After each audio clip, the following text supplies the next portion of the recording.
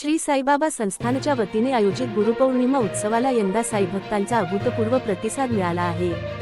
28 ते जुलै 30 या 3 दिवसांच्या कालावधीत सुमारे 7,81,13,377 रुपयांची देणगी प्राप्त झाली असल्याची माहिती संस्थानचे मुख्य कार्यकारी अधिकारी गोरक्ष गाडीलकर यांनी दिली।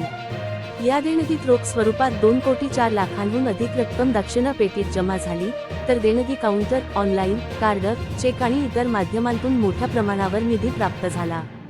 परकीय चलनासह सोन्या चांदीच्या देणग्यांचाही समावेश असून सोन्याची किंमत सुमारे 1,46,00,000 रुपये इतकी आहे। या उत्सव काळात तब्बल 3 लाखांहून अधिक साईभक्तांनी साईदर्शनाचा लाभ घेतला।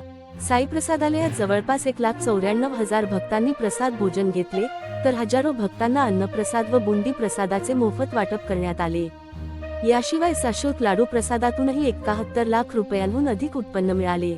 संस्थानच्या विविध निवासस्थानी तसेच अतिरिक्त मंडपांमध्ये हजारो भक्तांची निवास व्यवस्था करण्यात आली।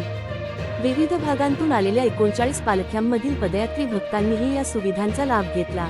एकूणच गुरुपौर्णिमा उत्सव अत्यंत उत्साहात आणि शिस्तबद्ध पद्धतीने पार पडल्याचे संस्थान प्रशासनाने सांगितले आहे।